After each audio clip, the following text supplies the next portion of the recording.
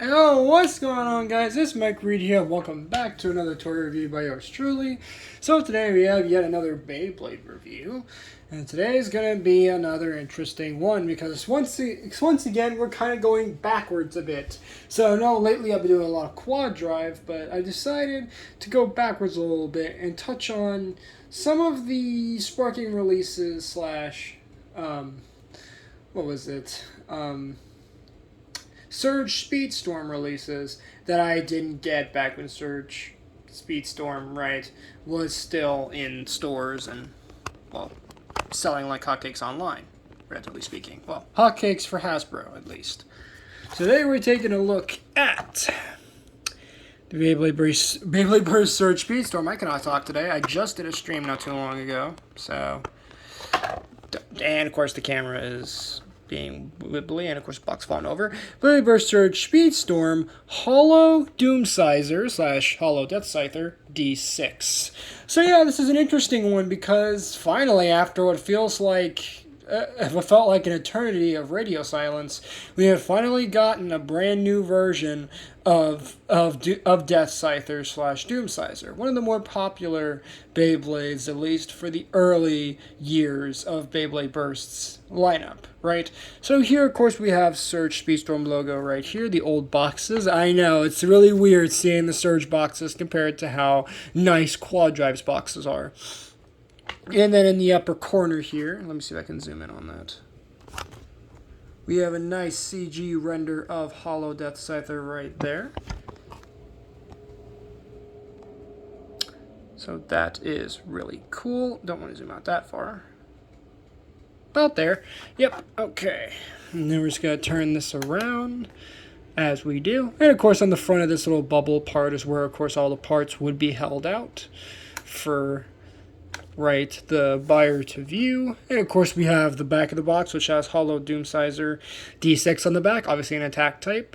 And of course we have all four pieces laid out there.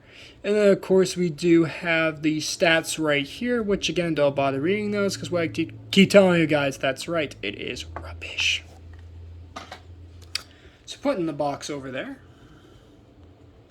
and getting the camera back into view. There we go. That's much better. Let's go into the part by part, starting with, of course, the Super King chip slash Surge chip, if I remember correctly. Is that what it's called?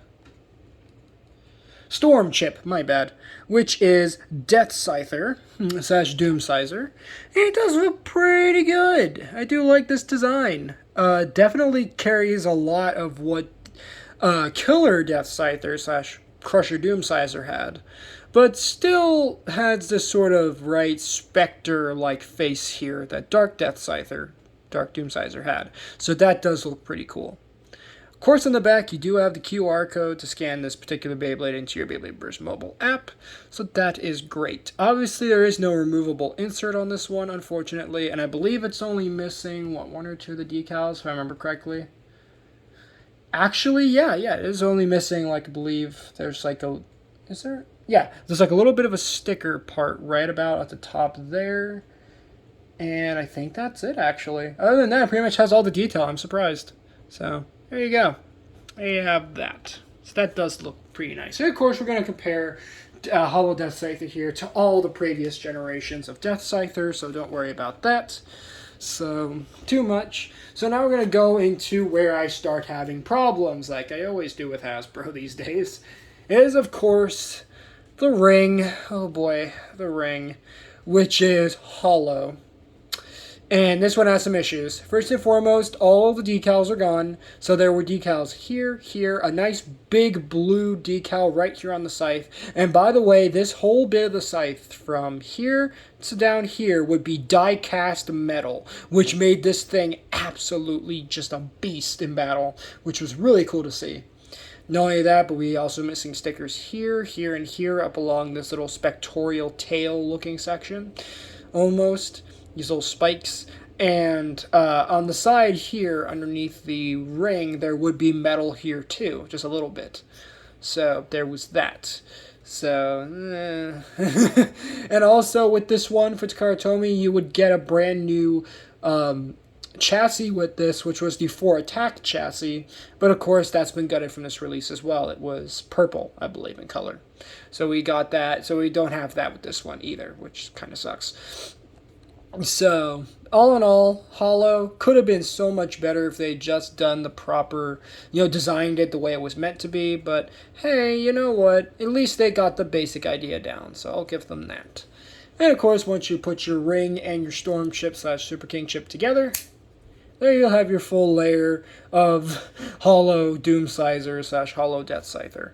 Overall, no, it's not a bad Beyblade for Hasbro standards, but again, it could have been so much more if they had just done the Takara Tomy accurate gimmicks, the metal, all of that.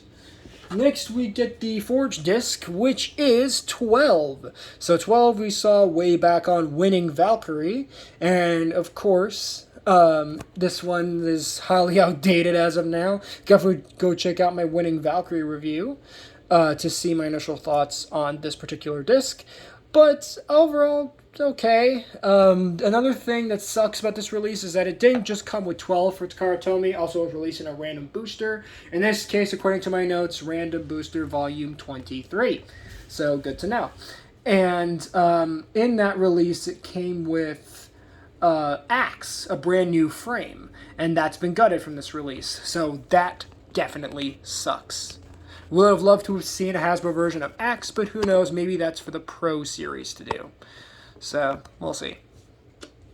Lastly, we get the driver, which is, I believe this is Exceed. Yeah, Exceed SpeedStorm, except no SpeedStorm metal on it, on this one. Just the regular SpeedStorm version, now in the sort of ice blue. And this is completely inaccurate to the Takara Tomy versions. The original came with High Excel Dash. Now, you may be wondering, Mike, what the heck is a high driver? A high driver is essentially a driver that, well, has some height added to it. And you can tell this because it will have like a black ring of plastic around it, and it will be noticeably taller, especially when you compare it to a normal version of that driver. Not only that, but sometimes they'll come in dash variants as well. Hence the name High Excel Dash for the Japanese version. So that does suck.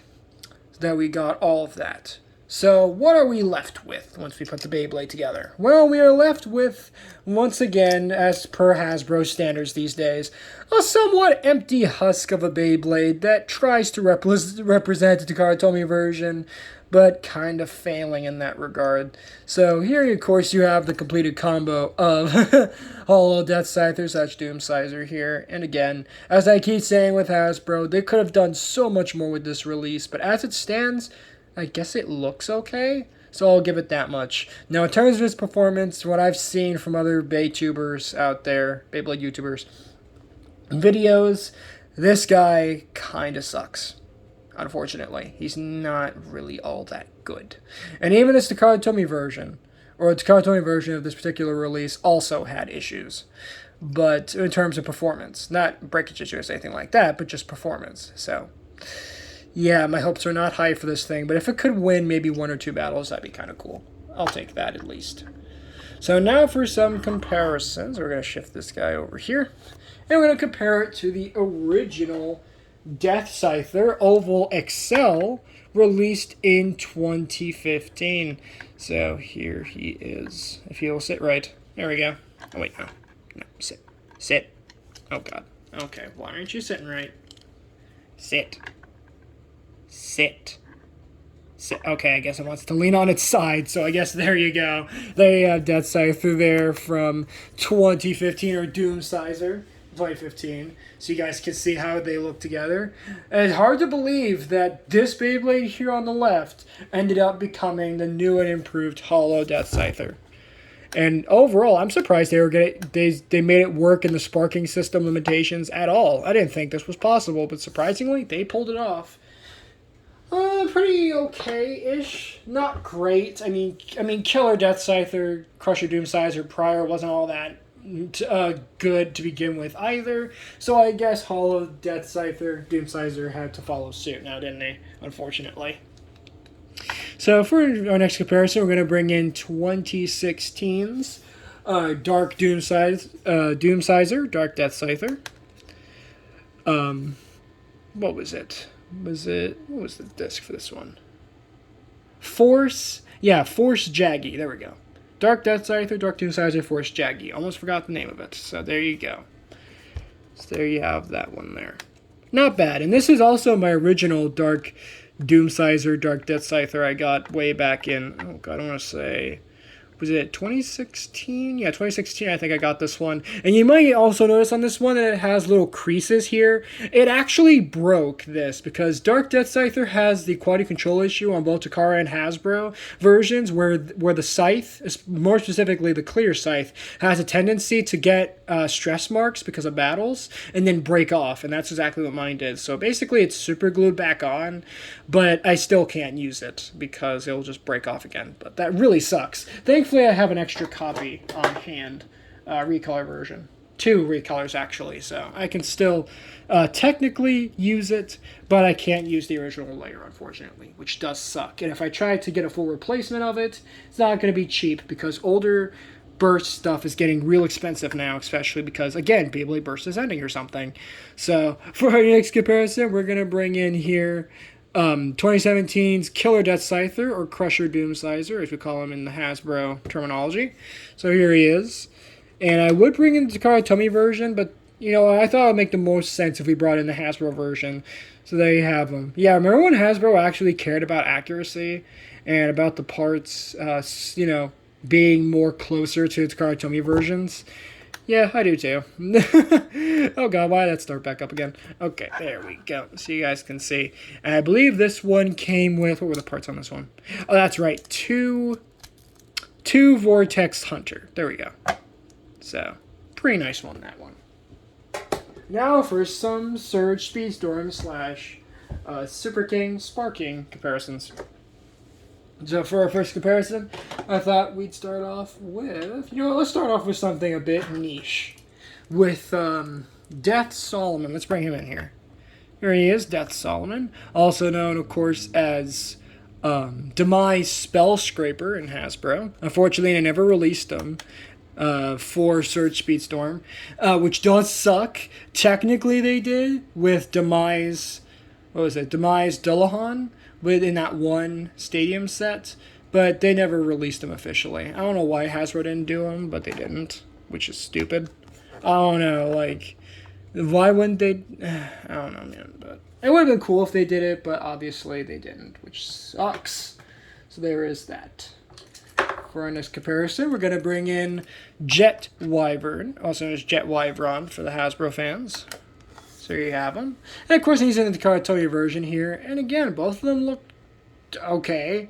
Well, at least, obviously, Wyvern here looks amazing, but Deathscyther, what happened, buddy? What happened to you? Yeah, there's a reason they call him Hollow Deathscyther, because he's so hollow on the base. No wonder they call him Hollow. Jeez. So, either that or Hasbro mistaken Hollow for Hollow Out the Ring. I don't know. So, for our next comparison, and maybe less very obvious jokes, we're going to bring in Variant Lucifer, also known as Vex Lucius, because obviously this is the Hasbro version. And again, both of them do look alright. All in all, both of them do have their gimmicks, at least for the drivers, but sadly the layers now. And the, the chassis disc for Vex Lucius here doesn't have the tongue gimmick, or barrier gimmick it had with the original. Still trying to get my hands on the Takara Tomy original, but let me tell you, it's not cheap. Because it's almost like Beyblade Burst is ending or something, and people are starting to raise the prices or something. I don't know. For our next comparison, here we have Hyperion Burn, also known as Evo Hyperion Flamebringer. So you can see how those two look together. All in all, not bad. Still don't like the name for, the Hasbro name for Hyperion Burn here, so that's why I keep calling him Hyperion Burn, despite he has an actual, an original name for Hasbro. But as you guys know, I rarely ever call these by their Hasbro names because some of them really irritate me. For this comparison, let's bring in, let's bring in Lucifer the End, also known as Evo Lucius Endbringer. So you have those two. And of course, being a limit break design and all, it's going to be gigantic. Obviously, it doesn't have the gimmicks either. It's just a hollow husk of what was at one time actually a really cool release. But still, it's nice to have these two together. Here, so.